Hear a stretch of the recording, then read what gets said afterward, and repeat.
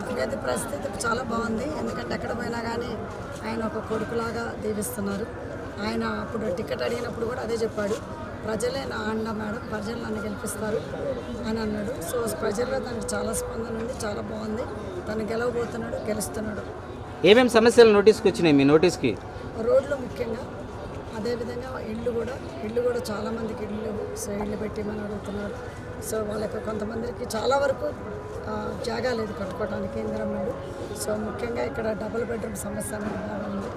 So అదేవిధంగా ఇక్కడ మన సైడ్ కాలువలు మన వాటర్ ఫెసిలిటీ. మీ అభ్యర్థి రాంబాబు గురించి రకరకాల ప్రచారాన్ని చేస్తుంది బీఆర్ఎస్. ఏం చెప్తారు బీఆర్ఎస్కి ప్రజలకు? అంటే ఇప్పుడు వాళ్ళకి ఎన్నిసార్లు గెలిచింది సరిపోలేదా? ఇప్పుడు ఇక్కడ ఆపోనెంట్ అభ్యర్థి చాలాసార్లు గెలిచాడు. సో ఇక్కడే వాళ్ళందరూ క్రియేట్ చేస్తున్నారు. రాంబాబు అనేవాడు సో ఇక్కడ కాపాడుకొని 3వ వార్డుని చాలా ఏళ్ళ నుంచి ఉన్నాడు. పోయినసారి కూడా ఓడిపోయినా కానీ నాకెందుకులని వదిలిపెట్టుకోలేదు. ఓడిపోయినా కానీ ప్రజలందరూ ఉన్నాడు, ప్రజల మధ్యలో ఉన్నాడు, ప్రజలను కాపాడుకున్నాడు. రాంబాబు గారు చెప్పాలంటే ఏం చెప్తారు ఆయన గురించి ప్రజలకు? రాంబాబు మీ అందరికీ తెలుసు, ఒక పేదవాడు.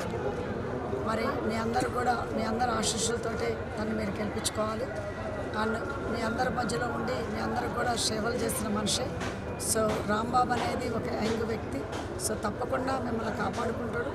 మిమ్మల్ని అంటే ఒక తమ్ముళ్ళలాగా, ఒక కొడుకులాగా తప్పకుండా మిమ్మల్ని కాపాడుకొని మీకు అందరికీ సేవలు చేసుకుంటూ మీ మధ్య ఉంటాడు. మీరు తప్పకుండా గెలిపించుకోవాలని కోరుకుంటున్నాను. గెలిచిన తర్వాత చాలామంది ఏం చేస్తారంటే ఇక మళ్ళీ ఓటు అడగడానికి వెళ్తారు తప్ప ప్రజలు ఉండరు.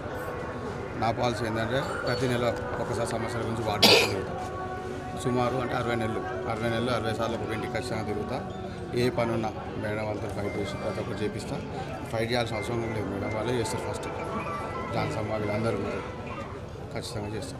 ఏరి కోరి టికెట్ ఇచ్చారు మీకు? Thank you. ఆ భరోసా నిలబెడతారా? పక్కా మా జాన్సమ్మ మాట నిలబెడతా. ఖచ్చితంగా జాన్సమ్మకి 150 ఓట్ల పైన మెజార్టీతోనే తీసుకెళ్ళి గిఫ్ట్ చేస్తాను జాన్సమ్మకి. 3వ వార్డు ఓటర్లకు ఏం విజ్ఞప్తి చేస్తారు? రిక్వెస్ట్ చేస్తున్నా, ఒకసారి అవకాశం ఇవ్వండి.